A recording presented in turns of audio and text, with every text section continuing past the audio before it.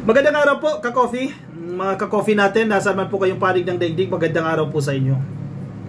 Balik tayo dito sa usapin ng impeachment ni Sara Duterte. Dahil may mga abogado na nagsasabi na nabudol tayo ni Chis Escudero. Kasi si Chis Escudero, very strong si Chis Escudero eh. We will not proceed with the trial hanggang hindi nagko-convene ang Senado at ang Kongreso, ka-coffee as a whole, no? And mangyayari po yan sa SONA o after ng SONA ng presidente. So July pa yan, ka-coffee, no? Pero may sinasabi naman siya na 2 months lang yung trial, di ba? So kung July, August, September, October, baka iba na yung ating vice presidente. So yan na medyo positive, ka-coffee, na sa bagay na yan. Pero tinawag na ng bubudol itong si Escudero. Sabi ni Attorney Howard Calleja, kilala niya yan, ka-coffee, ang grupo nila Franz Castro yan. Anyway, pag-usapan natin yan. And then ang Senado, ang House of Representatives, nagsalita na rin sila, very vocal na rin sila dahil malinaw naman yung gusto ng HOR eh. Gusto nila mag-convene na itong Senado at simulan na itong impeachment trial coming from the statement or coming from the provision of the Constitution, yung termino na forthwith na agad-agad daw dapat magkaroon na ng hearing. Sabi nito, sabi ni Kong Jinky Luistro, very sharp, impeachment delay, not fault of House. Yan kanila paglilinaw. Kasi ang masaklap dito kay kay Chis Escudero, parang naninisi eh. Kumbaga, bakit kasi pinatulog niyo yan? Ang basa ko to, ka-coffee ha, yun ang basa ko dito. Bakit kasi pinatulog niyo yan just sa House of Representatives ng 2 months? 'Di ba na supposedly pinasa agad ni Reginald Velasco yan sa speaker. Yun na lang. Yun na nga eh. May nag-comment nga na isang netizen eh. Nakalimutan ko lang yung pangalan kasi topic natin ito ng isang araw. Sabi niya, tama ba na isang pagkakamali din ang isagot mo sa isang pagkakamali? Yes, nagkamali yung House. So dapat pwede ka rin magkamali ang Senado, no? Dahil total ginawa naman ng House yan eh. Dinelay ng House yan, i-delay din natin yan. Kasi ang taong bayan talaga gusto na simulan itong impeachment trial. Anyway, naninindigan kasi dyan si Senate President Chis Escudero na hindi pwede kasi naka-break ang Congress, ang Senado, no? So, yun lang. Nakakatikim siya ng hindi siya magagandang hindi magagandang mga statement mula sa mga legal experts, no?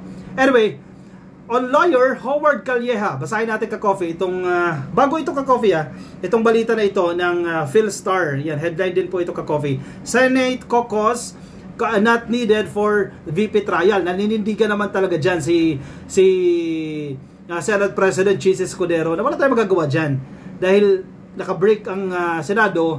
So pwede siguro mga preparasyon, coffee meeting, etc. or counting chit-chat sa mga senador. So ano bang plano natin, etc. etc. Pero hindi sila magkakaroon ng special session para agad-agad gawin yung meeting na yan.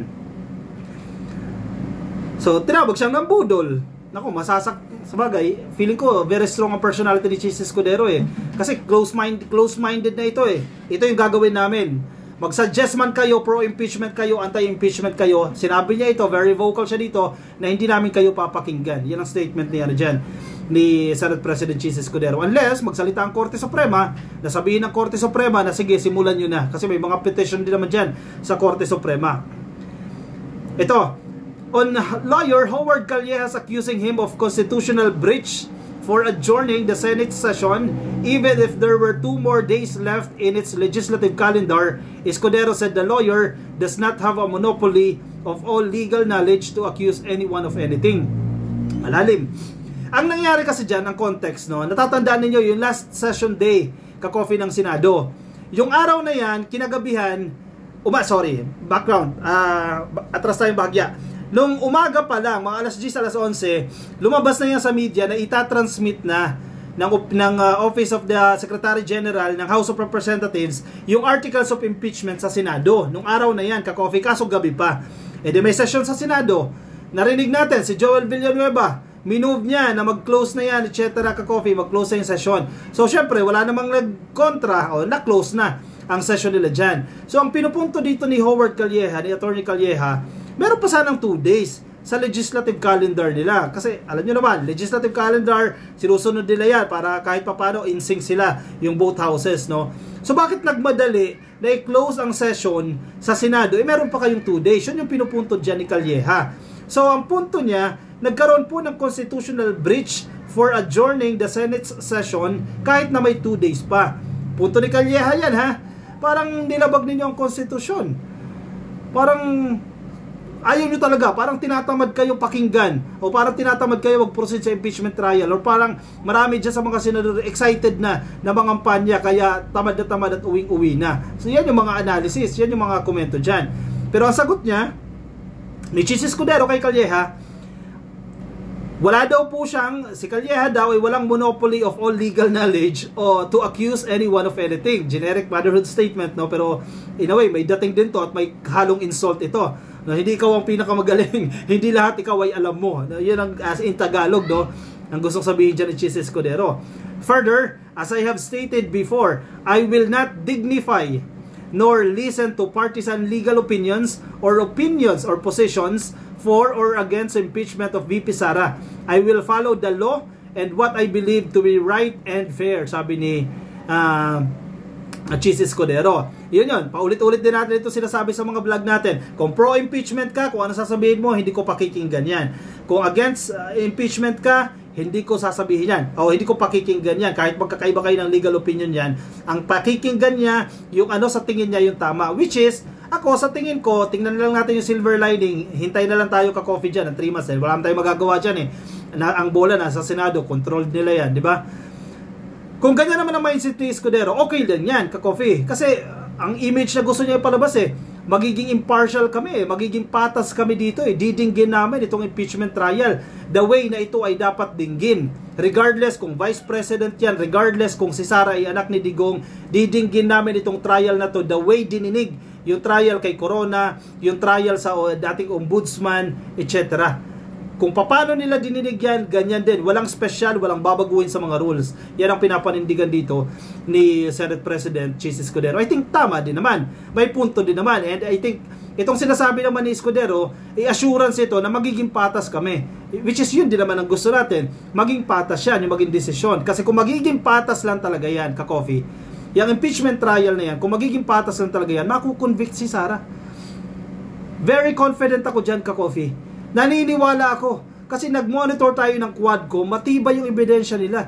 And yung House of Representatives, yung prosecutors natin, led by Kong Jinky Luistro, matibay na matibay sila na yung hawak nilang ebidensya ay rock solid. Ganyang kabigat, ganyang katibay yung ebidensya nila na makukonvict talaga nila yung si Sara Duterte. Yan ay kung magiging fair, magiging patas yung pagdinig sa Senado. Yan naman ang kinukumit ni Chis Escudero. Yan ang kanyang commitment magiging fair ang pagdinig. Di maganda, di ba? Pabor sa ating lahat yan at magiging patas. And again, yun din naman lagi ko sinasabi, kung ano yung desisyon ng Senado, since sila ang korte dyan, we have to respect. I-convict nila si Sara, better. Kung hindi nila i-convict, okay lang. Hintay kayo ng 1 year ulit and then file another impeachment. Baka doon, mas matibay-tibay yung grounds ninyo. But we have to respect the decision of the court. In this case, the Senate. Di ba? Wala na magagawa dyan sa oras. Hintay tayo ka-coffee after so ano pa mangyayari yan. The lawyer said the Senate calendar was supposed to end February 7, but it adjourned on February 5 without taking up the complaint in violation of the Constitution. Yan sinasabi ni Calleja dyan. Kumbaga sabi niya, meron pang 6, February 7, may 2 days pa sana yan. So sana kahit papano napag-usapan yan, etc. He added the House Secretary General was made to wait for about an hour before being allowed to turn over the articles of impeachment. Roughly an hour later, at around 7 p.m., the Senate adjourned. Correct. Di ko makakalimutan niya si Joel Villanueva. Sumigaw siya dyan, di ba? Nag-raise siya dyan ng motion na i-adjourn na yung ano na yan, yung session na yan. Yun pala, hindi mo alam kung strategy yan. Pinaghintay si Reginald Velasco O yung opisina niya, pinaghintay ng 1 oras Almost 1 hour daw pinaghintay para hindi nila maalam o para wala doon sa kanilang agenda, kung hindi nila masingit doon sa kanilang agenda bago sila mag-adjourn. Yun ang nangyari dyan. Style ba? Di ba? Kasi uwi-uwi na We have to look at the culpability of Mr. Escudero for this constitutional breach.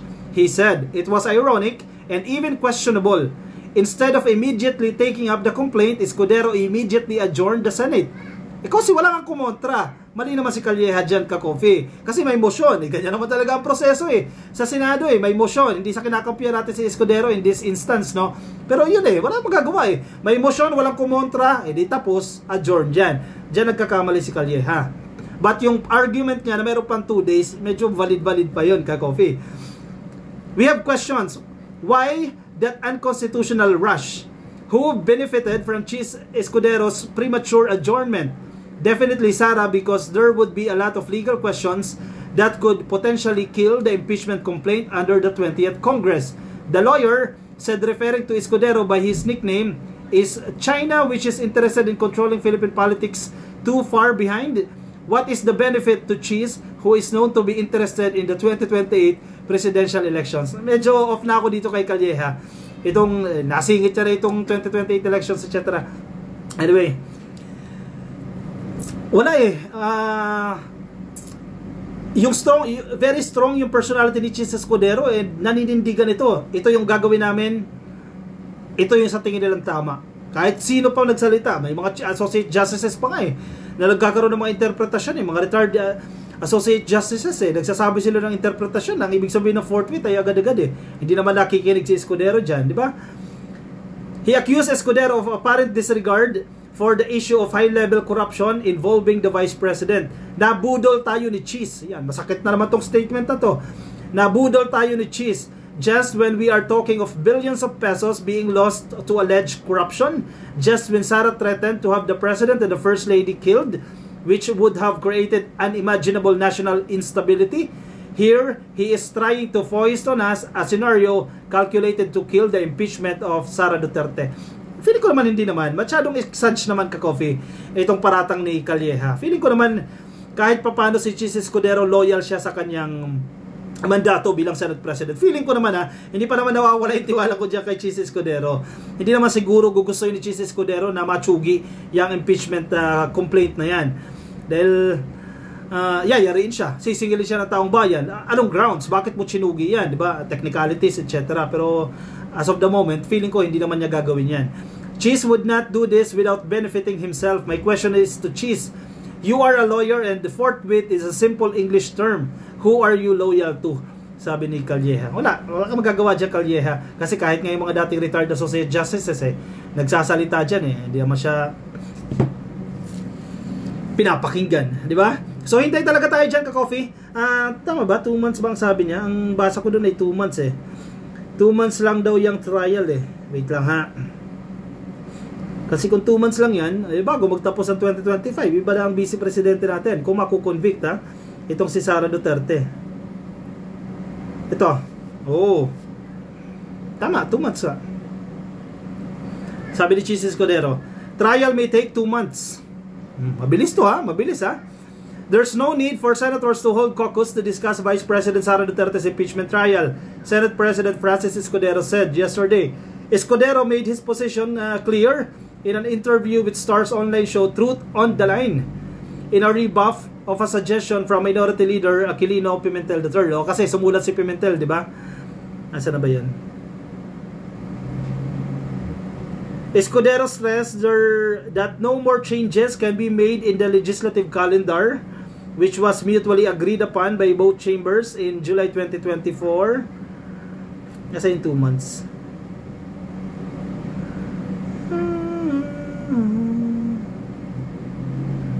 Hindi ko makita. Anyway, mahaba kasi yung article. Basta dito sa title sa headline nila. A trial may take 2 months. So let's assume July 3rd week ng Monday, So na yan. Siyempre, break 1 week, July, August, September, by October siguro, first week ng October, wala na tayong vice presidente. Iba na yung ating vice presidente kung makukonvict si Sara Duterte. Sige, i-komento ang inyong opinion, reaction, ka-coffee, dyan sa ating comment section para mababasa rin po yan ng iba nating mga ka-coffee. Yung mga nasa Facebook po, baka di pa po kayo naka-like and naka-follow sa ating Facebook page, pasuyin na lang ka-coffee, like and follow. Mga nasa YouTube, click lang po na subscribe dyan sa baba, hit the notification icon para updated din po kayo sa ating mga bagong upload. Maraming salamat po sa mga sumama. Ingat po kayo, nasan man po kayong panig ng daigdig. Bye-bye everyone. See you sa next video.